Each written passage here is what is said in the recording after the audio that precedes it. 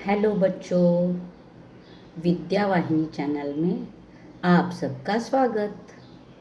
मैं संजीवनी शिंदे आज लेकर आई हूँ आपकी पाठ्यपुस्तक सुलभ भारती से पाठ 7वां। पाठ का नाम है मेरे रजा साहब।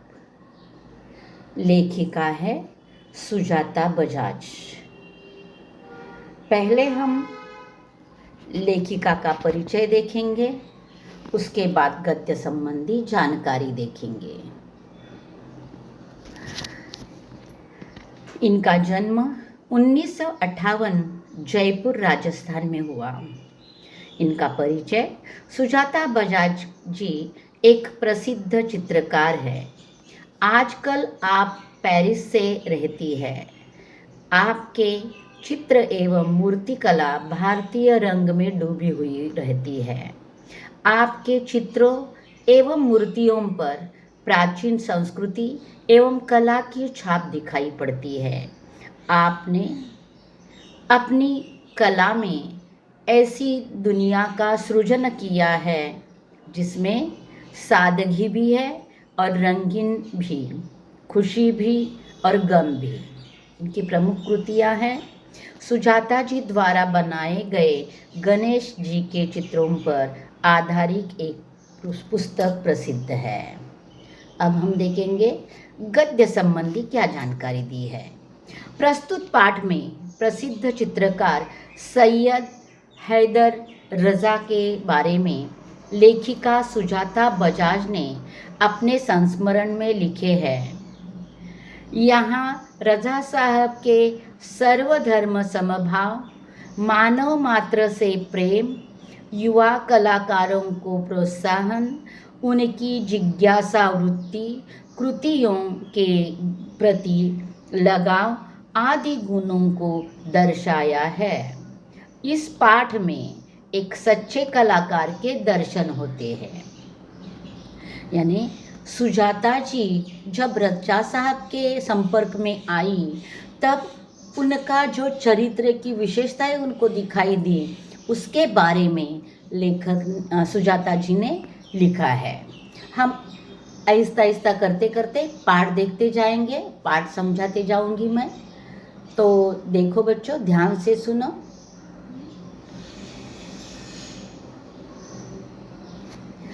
23 जुलाई सुबह सुबह ही समाचार मिला रजा साहब नहीं रहे, और यह सुनते ही मानस पटल पर यादों की एक कतार सी लग गई। यानी 23 जुलाई को सुजाता जी के पास संदेश पहुंचा कि रजा साहब अब नहीं रहे, का मतलब उनकी मृत्यु हो गई। और जैसे ही खबर सुनी वैसे सुजाता जी कहने लगी कि उनकी कई यादें जब जब वो मिले थे, जब उन्होंने कुछ मार्गदर्शन किया था, वो सब यादें निखर आई। पिछले फरवरी की ही बात है, मैं दिल्ली पहुंची थी अपनी गणपति प्रदर्शनी के लिए। सोच रही थी कि रजा साहब शायद अपनी व्हीलचेयर पर मेरी प्रदर्शनी में उद्घाटन के अवसर पर आ जाए, पर उस रात कुछ अनहोनी सी हुई। यानी लेखिका कहती है कि पिछले फरवरी में, अब जुलाई चल रहा है, पिछले फरवरी में दिल्ली में सुजाता गई थी गणपति प्रदर्शनी के लिए। तब वह सोच कर रही थी कि अब वह आएंगे और व्हीलचेयर पर आएंगे और मेरे उद्घाटन समारोह में शामिल हो जाएंगे, लेकिन ऐसा हुआ नहीं। तो सुजाता कहती है कि अलग ही कुछ हुआ। क्या हुआ? एक अनहोनी सी घटना हुई। अनहोनी सी यानी असंभव जैसी घटना हुई। वह घटना क्या थी वो आगे सुजाता जी बता रही है। उस रात रजा साहब सपने में आए, मुझे उठाया, हमने बातें की, शो के लिए मुझे उन्होंने शुभकामना दी और कहने लगे, सुजाता एक बार मुझसे मिलने आ जाओ। यानी देखो, सुजाता को ये सपना है, सपने में रजा साहब आए हैं, उन्होंने उसे उठा दिया है और वह उठकर बैठी है और रजा साहब उन्हें उनके कार्यों के लिए शुभकामना दे रहे हैं। और शुभकामना देते देते सुजाता को वह कहते हैं कि एक बार मुझसे मिलने आ जाओ, अब मैं जाने वाला हूँ। इसके बाद तो रुकना मुश्किल था, यानी अब तो मैं जाने वाला हूँ का मतलब ये नहीं है कि इस शहर में रहते और दूसरे शहर जाने वाले हैं, नहीं, तो उनकी मृत्यु होने वाली है। और उन्होंने सुजाता को सपने में आकर यह बात कही है। मैं पहुंच गई उनसे मिलने। वे अस्पताल में शून्य की तरह लेटे हुए थे।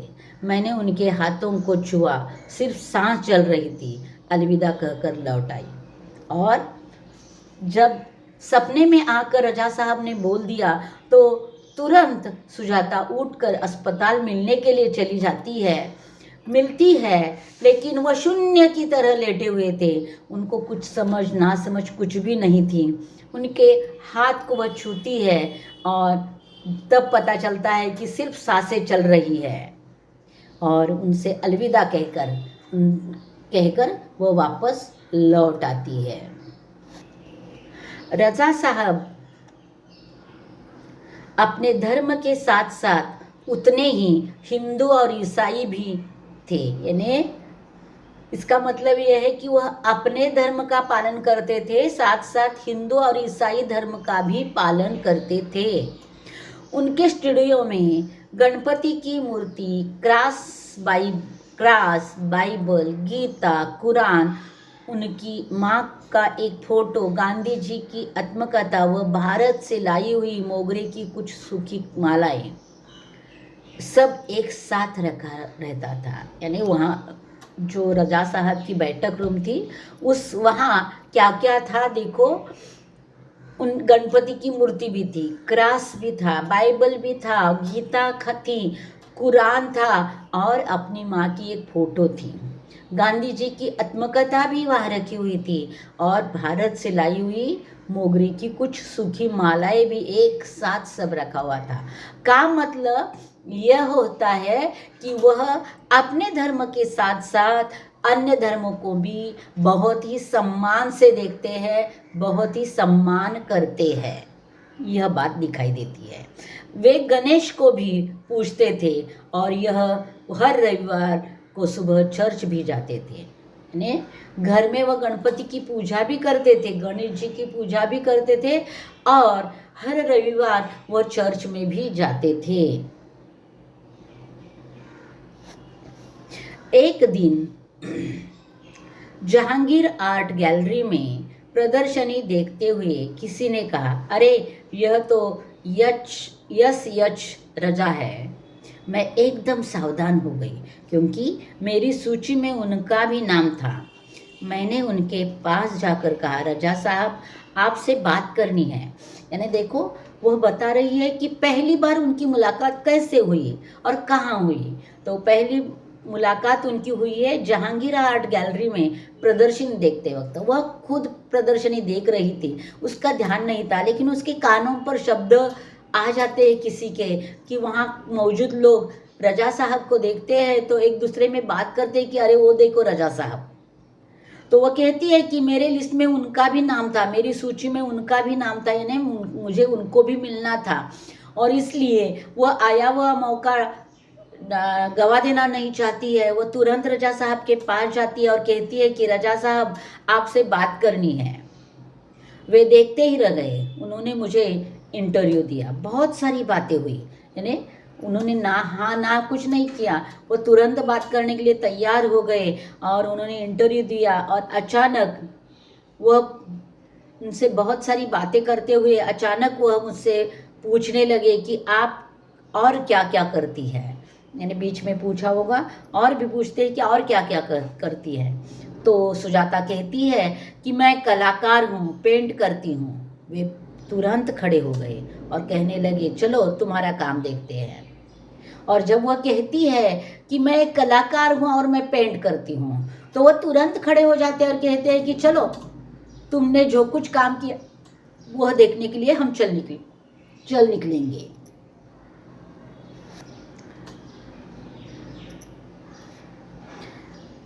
मैं सोच में पड़ गई, मेरा काम तो पुणे में है। उन्हें बताया तो वे बोले चलो पुणे।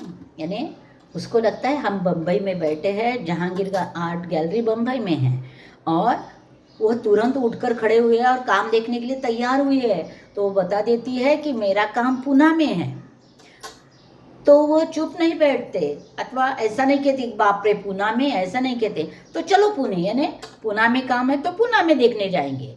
ताज होटल के सामने से हमने टैक्सी ली और सीधे पुणे पहुंचे और तुरंत बाहर निकले जहांगीर आर्ट गैलरी से, और वहां से टैक्सी पकड़ी और वह तुरंत पुणे पहुंच गए। उन्होंने मेरा काम देखा और फिर कहा, आपको पेरिस आना है, आपका भविष्य बहुत उज्जवल है। ने उनका पेंटिंग का काम देखने के बाद लगा होगा उनको कि यह इसकी कलाकारी बहुत ही सुंदर है, और इसलिए वो कहते हैं कि आपको पेरिस आना है, आपकी कलाकारी बहुत ही सुंदर है और आपका भविष्य भी बहुत उज्जवल है। छोटी से छोटी बात भी उनके लिए महत्वपूर्ण हुआ करती थी।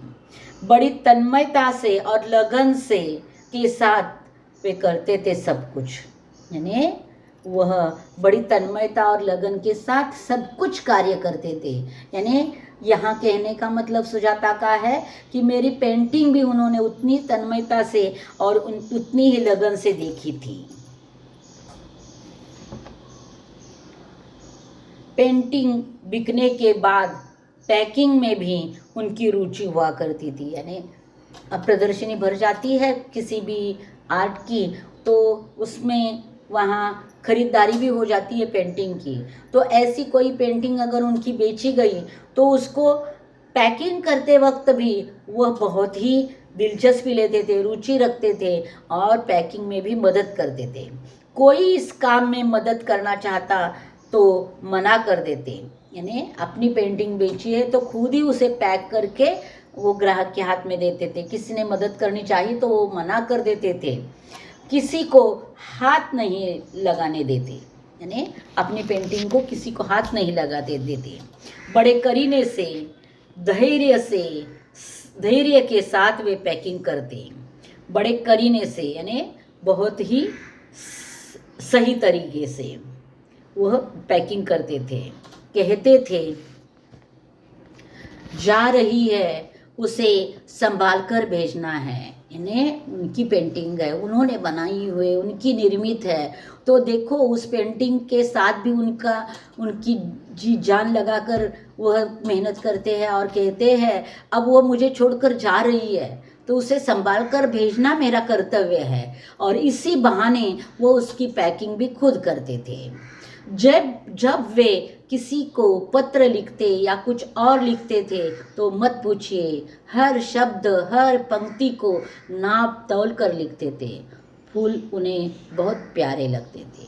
यानी सुजाता जी कहती है कि वो किसी को पत्र लिखे या कोई संदेश लिखकर भेजे तो उनमें जो शब्द या पंक्ति होती है वो बहुत ही नाप तौल कर यानी सोच सोच कर लिखते थे।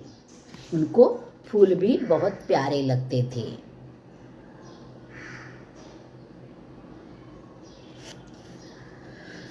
मुझे एक दिन मैं बीमार होकर अपने कमरे में पड़ी थी। यानी कहीं प्रदर्शनी के लिए गई होगी सुजाता, तो वह वहाँ बीमार पड़ी है और बीमार होने के कारण अपने कमरे में ही पड़ी रही है। नहीं सॉरी, एक परिच्छेद रह गया, वो पढ़ेंगे पहले।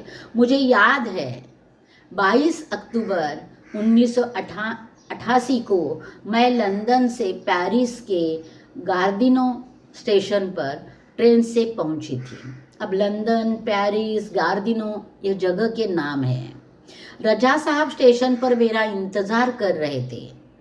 ट्रेन लेट थी पर वे वही डटे रहे।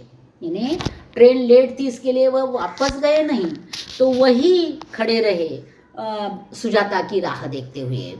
यानी वही डटे रहे, यानी वही खड़े रहे। मुझे मेरे हॉस्टल के कमरे में छोड़कर ही वे गए और उन्होंने मुझे उतारा, ट्रेन से उतारा, फिर शायद टैक्सी वगैरह की होगी और सुजाता को उनके हॉस्टल के कमरे में छोड़ते हैं और फिर ही वो वहाँ से विदा लेते हैं। एक दिन मैं बीमार होकर अपने कमरे में पड़ी थी और इसी समय जब लंदन पहुंची थी उसी समय वह बीमार थी और बीमार होने के कारण वह कमरे से बाहर नहीं निकली थी, कमरे में ही पड़ी रही थी। रात 11 बजे राजा साहब मेरे लिए दवा, भारतीय रेस्टोरेंट के से खाना पैक करवा कर पहुँच गए। यानी देखो, एक अपने बलबूते पर लाए हैं तो उसकी पूरी देखभाल करना अपना कर्तव्य है, यह रजा साहब मानते हैं। और इसीलिए रात को जब उनको पता चला तब वह रात के 11 बजे सुजाता के कमरे में आते हैं और आते वक्त क्या लेकर आते हैं, दवाइयाँ लेकर आते हैं उसकी बीमारी पर, और भारतीय रेस्टोरेंट्स ढूंढकर वहाँ से खाना पैक करवा कर लाते हैं। उद्देश्य यह था कि बीमारी के समय में खाने का जी नहीं करता तो अपनी असली रुचि अगर खाने के लिए मिले तो वह थोड़ा बहुत खा ले, और इस उद्देश्य से वह उसे खाना भी भारतीय रेस्टोरेंट से लाते हैं और दवाइयाँ दी होगी, उसको खाना दिया होगा और सुजाता के घर वालों को फ़ोन करके कहते हैं आप लोग चिंता न करें, मैं हूँ पेरिस में सुजाता की चिंता करने के लिए। और सुजाता के घर वालों को फ़ोन करके कहते हैं कि आप बिल्कुल चिंता मत करो, सुजाता की चिंता करने के लिए पेरिस में मैं मौजूद हूँ, तो इतने दूर रहकर आपको चिंता करने की ज़रूरत नहीं है। हर बार जब मैं या राजा साहब पेंटिंग पूरी करते तो सबसे पहले एक दूसरे को दिखाते थे। सुजाता कहती है कि जब मैं पेंटिंग कोई करूँ पूरा हो जाए तो मैं उनको दिखाती थी, उन्होंने किया हुआ पेंटिंग सबसे पहले वो मुझे बताते थे। और क्या होता था आगे देखो, दोनों एक दूसरे के ईमानदार समालोचक थे। समालोचक का मतलब होता है गुण और दोष दिखाने वाला। तो उस पेंटिंग में क्या कमी है, क्या अच्छाई है, इस पर बात होती थी। हमने मुंबई, लंदन, पेरिस, न्यूयॉर्क में 7 प्रदर्शनियां की, पर कभी कोई विवाद नहीं हुआ। यह उनके स्नेह और अपनेपन के कारण ही था। वो कहती है सुजाता कि मुंबई में, लंदन में, पेरिस में, न्यूयॉर्क में 7 प्रदर्शनी, यानी सुजाता के चित्र और रजा साहब के चित्र, इनकी प्रदर्शनी भरती थी, लेकिन कहीं भी विवाद नहीं हुआ।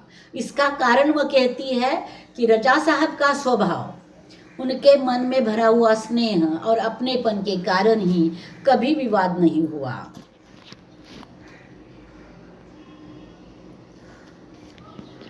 हिंदी, उर्दू तो हमेशा से ही बहुत अच्छी रही उनकी, यानी बोलते वक्त हिंदी और उर्दू वो तो उनकी अच्छी थी ही, लेकिन उसके साथ साथ उनकी अंग्रेजी, फ्रेंच भी वे बहुत अच्छी लिखते थे।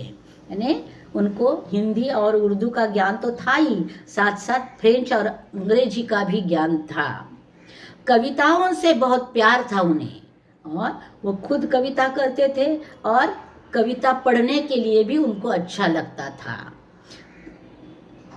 शेर, गज़ल, वो पुराने हिंदी फिल्मी गाने बड़े प्यार से सुनते थे, यानी शेर गज़ल पढ़ना उनको अच्छा लगता था। पुराने हिंदी फिल्मी गाने वह बहुत प्यार से सुनते थे। एक डायरी रखते थे अपने पास, वह सुंदर चीज़ को लिखा लिया करते उसमें, यानी कई कुछ पढ़ने में सुंदर पंक्तियाँ मिली तो वह खुद पढ़ते थे और उनके पास एक डायरी थी, उस डायरी में उन पंक्तियों को लिख कर रखते थे। सुंदर चीज को लिख लिया करते उसमें। मेरी बेटी हेलेना बहुत खूबसूरत हिंदी बोलती थी। लेखिका कहती है लेखिका की बेटी का नाम है हेलेना, वह बहुत ही खूबसूरत हिंदी बोलती थी, उन्हें बहुत गर्व होता था और इस बात का गर्व रजा साहब को था। वे हमेशा उसके साथ शुद्ध हिंदी में ही बात करते थे, यानी वह हमेशा शुद्ध हिंदी में बात करते थे।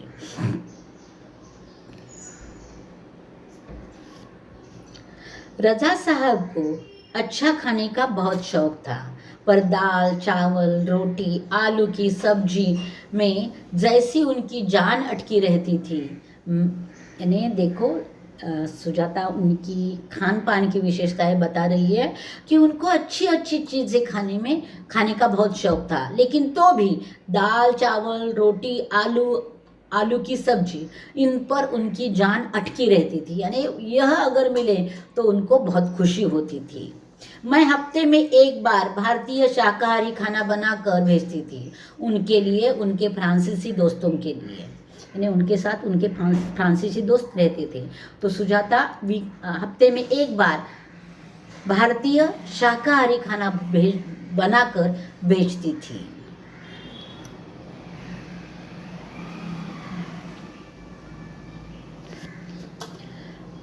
रजा साहब के कुछ पुराने फ्रांसीसी दोस्तों को उनके जाने की खबर देने गई तो फिर से एक बार उनकी दीवारों पर रजा साहब की काफ़ी सारी कृतियाँ देखने का मौका मिल गया। यानी जब यह बात हुई, रजा साहब गए हैं, तो वह बात बताने के लिए उनके जो फ्रांसीसी दोस्त थे उनके यहाँ वो पहुँच जाती है। वह कहती है, वह खबर देने के लिए मैं गई थी, लेकिन फिर एक बार उनकी दीवारों पर रजा साहब की कई कृतियाँ, यानी रजा साहब ने बनाई हुई कई पेंटिंग उनके दीवारों पर लगी हुई थी, और वह देखने का मौका यानी अवसर एक बार फिर मुझे मिला। हमेशा कहती, रजा साहब आप मेरे एंजल गार्जियन है। एंजल गार्जियन यानी संरक्षक। जैसे हम कहते हैं ना हमारे पेरेंट्स, तो वह गार्जियन। तो मुस्कुरा देते, यानी जब जब सुजाता कहती कि तुम मेरे एंजल गार्जियन हो, संरक्षक हो, तो वो हंसते थे। लेकिन सन 2000 के बाद वो क्या कहने लगे, पर सन 2000 के बाद से कहते, क्यों, अब हमारी भूमिका बदल गई है, तुम मेरी एंजल गार्जियन हो, अब मैं नहीं। और यही होता है ना, देखो घर में जब बच्चा छोटा होता है तो माता पिता उसकी देखभाल करते हैं, उसका रक्षण करते हैं। लेकिन वही बच्चे बड़े बड़े हो जाते हैं और माता पिता बूढ़े होते हैं, तब जो बच्चों के लिए माता पिता ने किया था, वही बच्चे अपनी माता पिता के लिए करते हैं, उनकी देखभाल करते हैं, उनका रक्षण करते हैं। तो उसी भूमिका में, इसीलिए रजा साहब सुजाता को कहते हैं कि अब अपनी भूमिका बदल गई है, अब तुम मेरी गार्जियन बन गई हो, तुम मेरी संरक्षक बन गई हो। देखो बच्चों, इस प्रकार यहाँ मेरे रजा साहब पाठ पूरा हुआ है। अब हम देखेंगे इस पाठ के शब्दार्थ। करीने से, तरीके से, सलीके से, समालोचक, गुण दोष आदि का प्रतिपादन करने वाला, जिज्ञासा, उत्सुकता, अनहोनी, असंभव, न होने वाली। इस पाठ में बहुत सारे विलोम शब्द आए हैं, वो मैंने दिए हैं, आपकी नोटबुक में अच्छे अक्षरों में लिख कर रखना। सुबह शाम, शुभकामना, बद्दुआ, अलविदा, स्वागत, रुचि, अरुचि, होनी, अनहोनी, मुश्किल, आसान, अपनापन, परायापन, शाकाहारी, मांसाहारी, खूबसूरत, बदसूरत। अब कुछ वचन के शब्द आए हैं जिनके वचन बदलकर मैंने दिए हैं। मूर्ति, मूर्तियाँ, बातें, बातें, माला, मालाएं, प्रदर्शनी, प्रदर्शनियाँ, दीवार, दीवारें, हफ्ता, हफ्ते, शुभकामना, शुभकामनाएं, बेटी, बेटियाँ, चिंता, चिंताएं। अब कुछ ऐसे शब्द आए हैं जो पाठ में अंग्रेजी शब्द है, वो हिंदी नहीं है। तो आपको शब्द संपदा में ये भी पूछा जा सकता है कि परिच्छेद में आए हुए अंग्रेजी शब्द, 2 अंग्रेजी शब्द लिखिए, इस प्रकार प्रश्न आ सकता है।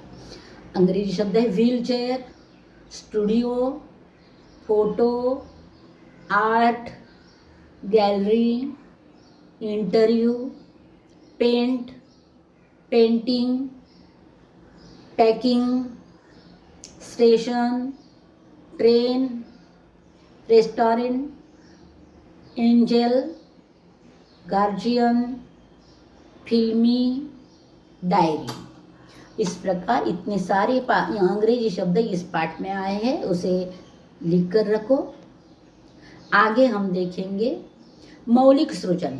कला से प्राप्त आनंद अवर्णनीय होता है, इस पर अपने मत लिखो। इसका मतलब यह स्वमत का प्रश्न है, इसका भी उत्तर मैंने दिया है। कला यानी मानव के मन की सुंदर अनुभूति। कला से ही मानव अपने अंदर की अनुभूति को प्रस्तुत करता है। प्रत्येक मानव में अलग अलग कला होती है। किसी को चित्रकारी, किसी को नृत्य, किसी को हस्तकला जैसी कलाएं मानव के अंदर भरी रहती है। कला को प्रदर्शित करने से मानव अपने अंदर का तान तनाव, अपने अंदर का टेंशन दूर कर सकता है। कला के माध्यम से मानव खुश रह सकता है। जब मानव अपनी कला को प्रदर्शित करता है, तब वह अपना मन एकाग्र कर देता है और सुख का आनंद प्राप्त करता है, सभी दुख को भूल जाता है। और इसीलिए तो कहा जाता है कि कला आनंद की अनुभूति देने वाली है। तो देखो बच्चों, इस प्रकार स्वमत की तैयारी आपको करनी है। आपने इसमें कुछ बदलाव किया तो भी चलेगा, नहीं हो रहा है तो यही उत्तर आप याद करके रखोगे तो भी चलेगा। दूसरा अगला लेखन कार्य है लेखनीय। हस्तकला प्रदर्शनी में किसी मान्यवर को अध्यक्ष के रूप में आमंत्रित करने के लिए निमंत्रण पत्र लिखो। तो वह पत्र भी मैंने पूरा लिखवा दिया है। सेवा में माननीय प्राचार्य जे आर्ट कॉलेज मुंबई, उनका ईमेल आईडी। उसके बाद विषय है अध्यक्ष पद के लिए निमंत्रण पर पत्र। माननीय महोदय, मैं कन्या प्रशाला की छात्रा हूँ। मेरी पाठशाला में हस्तकला प्रदर्शनी आयोजित की गई है। इस प्रदर्शनी में हमारी पाठशाला के छात्रों ने हस्तकला की बनाई वस्तुएं रखी है। आप इस समारोह के अध्यक्ष बनकर पधारिए, यह हमारी इच्छा है। प्रदर्शनी का आयोजन 23 सितंबर 2024 में सुबह 11 बजे किया है। आप अपना कीमती समय निकालकर हमारे यहाँ पधारिए, यही विनती है। धन्यवाद। आपकी कृपाभिलाषी सुनंदा। सुनंदा परिवार, शिवाजी पार्क, पूना, और उनका ईमेल आईडी। इस प्रकार पूरा पत्र होता है। बच्चों, बीच का कलेवर हर पत्र के अनुसार बदल जाता है, लेकिन पत्र का समापन और पत्र की शुरुआत वैसे ही रहती है, तो उसे ध्यान से देखकर रखना। अगला कार्य है अंतर्जाल यानी इंटरनेट से ग्राफिक्स, वर्ड आर्ट, पिंटोग्राफ संबंधी जानकारी पढ़ो और उनका प्रयोग कहाँ कहाँ हो सकता है बताओ। पहले मैंने लिखा है ग्राफिक्स के बारे में जानकारी दी है। ग्राफिक्स का मतलब स्क्रीन पर बनाई या दिखाई जाने वाली डिज़ाइन से है। ग्राफिक्स का इस्तेमाल सूचना संप्रेषित करने, विचारों को व्यक्त करने या मीडिया के विभिन्न रूपों के अपील को बढ़ाने के लिए किया जाता है। दूसरा है वर्ड आर्ट। वर्ड आर्ट एक अधिक स्टाइलिश प्रकार का टेक्स्ट है जो उपयोगकर्ताओं को टेक्स्ट को अधिक ध्यान देने योग्य और अधिक आकर्षक बनाने के लिए उपयोग में आता है। पिंटोग्राफ यानी चित्रलेख। चित्रलेख छवियों या प्रतीकों का उपयोग करके डेटा या प्रतिनिधित्व है। डेटा का प्रतिनिधित्व है। गणित में चित्रलेखों का उपयोग आमतौर पर डेटा हैंडलिंग से जैसे विचारों में किया जाता है। श्रवणीय यानी सुनकर, दूरदर्शन पर किसी कलाकार का साक्षात्कार सुनो और कक्षा में सुनाओ। तो मैंने एक कलाकार का साक्षात्कार यहाँ मैंने दिया है। सचिदा की बोलती तस्वीरें। विख्यात पेंटर सचिदा नागदेव ने 9 वर्ष की आयु में ही अपनी भावनाओं को रंगों के माध्यम से कैनवास पर उतारना शुरू किया था। सचिदा नागदेव का जिनका जन्म उज्जैन में ही 25 अक्टूबर 1939 में हुआ था, उनके चित्रों में जहां आम आदमी की जिंदगी का हर पहलू है तो प्रकृति के मनमोहक रंग है। सचिदा की पेंटिंग प्रदर्शनियां भोपाल, नई दिल्ली, मुंबई, चेन्नई के अलावा विदेशों में भी आयोजित हो चुकी है। उन्हें 1954-55 के शंकरस इंटरनेशनल चिल्ड्रन आर्ट कंपटीशन में सम्मानित किया जा चुका है। यहाँ 1997 में दिया गया शिखर सम्मान भी उनकी विशेष उपलब्धि है, यानी शिखर सम्मान भी उनको प्राप्त है। किसी गायक गायिका की सचित्र जानकारी लिखो। सचित्र यानी चित्रों सहित। मैंने यहाँ चित्र तो दिया नहीं है, सिर्फ जानकारी दी है। पंडित रविशंकर जी। पंडित रविशंकर प्रसाद को शास्त्रीय संगीत का राजा कहा जाता है। ये सितार के सबसे प्रसिद्ध वादक थे। इन्हें 20वीं शताब्दी के सबसे अधिक प्रसिद्ध संगीतकारों में गिना जाता है। उनके संगीत का भी वैश्विक प्रभाव पड़ा है। उन्हें अपने जीवन काल में असंख्य पुरस्कारों और सम्मानों से सम्मानित किया गया है। 18 साल की उम्र में रविशंकर भारत लौट आए और बाबा अलाउद्दीन खान के शिष्य बन गए और सितार का अध्ययन जारी रखने के लिए खुद को समर्पित कर दिया। पंडित रविशंकर को 1999 में भारत के सर्वोच्च नागरिक सम्मान भारत रत्न से सम्मानित किया गया था। ये हो गई उनकी जानकारी। अब भाषा बिंदु। भाषा बिंदु का मतलब होता है व्याकरण। पाठ्य पुस्तक से 10 वाक्य चुनकर उनमें से उद्देश्य और विधेय अलग करके लिखना है हमें। तो दे दिया है मैंने, वाक्य लिए है। मैं दिल्ली पहुंची थी। उद्देश्य मैं, विधेय दिल्ली पहुंची थी। रजा साहब गणेश को भी पूछते थे। उद्देश्य रजा साहब, विधेय गणेश को भी पूछते थे। रजा साहब को अच्छा खाने का बहुत शौक था। उद्देश्य रजा साहब, विधेय अच्छा खाने का बहुत शौक था। देखो इस पाठ से 10 वाक्य बोले हैं, तो यह पाठ, इस पाठ में सुजाता और रजा साहब दोनों ही है। बीच में एक वाक्य में सिर्फ बेटी आई है, तो उद्देश्य की जगह रजा साहब या सुजाता ही बार बार आएगी। हेलेना बहुत सुंदर हिंदी बोलती थी। उद्देश्य हेलेना, विधेय बहुत सुंदर हिंदी बोलती थी। सुजाता एक बार मुझसे मिलने आओ। उद्देश्य सुजाता, विधेय एक बार मुझसे मिलने आओ। अब मैं जाने वाला हूँ।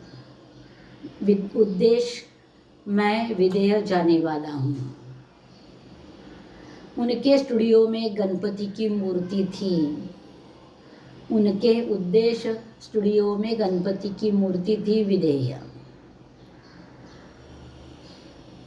तुम मेरी एंजल गार्जियन हो। तुम, उद्देश्य एंजल गार्जियन हो। विधेय सुजाता कलाकार थी, पेंट करती थी। सुजाता, उद्देश्य कलाकार थी, पेंट करती थी। विधेय सुजाता एकदम सावधान हो गई। सुजाता, उद्देश्य सावधान हो गई। विधेय। इस प्रकार मैंने 10 वाक्य दिए हैं। अब देखेंगे, जहाँ चाह होती है वहाँ राह निकल आती है। इस सुवचन पर आधारित 80 शब्द तक कहानी लिखिए। देखो बच्चों, जहाँ चाह वहाँ राह, इस सुवचन पर आधारित कहानी आपने 7वीं कक्षा में पढ़ी है। वही कहानी मैं आपको सारांश रूप में बताने जा रही हूँ। एसंबा गांव के बीचों बीच एक नाला बहता था। नाले के एक किनारे गांव की बस्ती थी और नाले के दूसरे किनारे पाठशाला और खेती थी। बरसात के दिनों में नाला पानी से भर जाता था। उस पानी को लांग कर बड़े बुजुर्ग बहुत मुश्किल से खेती के काम के लिए निकल जाते थे। पाठशाला जाने वाले बच्चों को नाला पार करना बहुत ही मुश्किल था, इसलिए बारिश के दिनों में बहुत सारे बच्चे पाठशाला में जाते ही नहीं थे। उस गांव के सब बच्चे मिलकर यह तय करते हैं कि हम इस नाले पर एक पुल बनाएंगे और इसी कल्पना को साकार करने के लिए गांव के बड़े बुजुर्गों की मदद लेते हैं और एक अच्छा सा पुल जल्दी ही बनकर तैयार हो जाता है और पूरा गांव बड़ी समस्या को निपटा लेता है। तो कहा जाता है कि जहाँ चाह यानी इच्छा होती है उसे पूरा करने का रास्ता अपने आप निकल आता है। जहाँ चाह होती है वहाँ राह निकल आती है। यह हो गई कहानी। अब हम देखेंगे स्वाध्याय। सूचनानुसार कृतियाँ करो, संजाल पूर्ण करो। रजा साहब की स्वभावगत विशेषताएं। उनका स्वभाव था सर्वधर्म समभाव की भावना रखने वाला। धैर्यवान थे वह, छोटी छोटी बातों को भी महत्व देते थे। काम बड़ी तन्मयता से और लगन से करते थे। दोनों ने मिलकर चित्रों की प्रदर्शनियां कहाँ की थी? Mumbai, London, Paris, New York. अगला प्रश्न, कृति पूर्ण कीजिए। खाने की इन चीज़ों में रजा साहब की जान अटकी रहती थी। दाल, आलू की सब्जी, रोटी और चावल। सूची तैयार करो। पाठ में आए विविध देशों के नाम। विविध देशों के नाम: लंदन, पेरिस, न्यूयॉर्क, फ्रांस। पाठ में उल्लिखित विविध भाषाएं। विविध भाषाओं के नाम: उर्दू, अंग्रेजी, फ्रेंच, हिंदी। अब देखो यहाँ आया है मैंने समझा। देखो बच्चों, हर पाठ में मैंने समझा आया है और मैंने किसी भी मैंने समझा के बारे में उत्तर नहीं दिया है। आप फिर एक बार ध्यान से वीडियो सुनो और आपको क्या लगा ये पाठ पढ़कर, यह एक 4 वाक्य में आपको लिखना है। यह काम आप करो। बाकी सब काम मैंने करवा दिए हैं, सभी स्वमत के उत्तर दिए हैं, शब्द संपदा की जानकारी दी है। तो बच्चों, इस मैंने समझा को आप पूरा कर दो। यहाँ यह पाठ समाप्त होता है। जल्दी ही मैं वापस आऊँगी। अगला पाठ है पूर्ण विराम।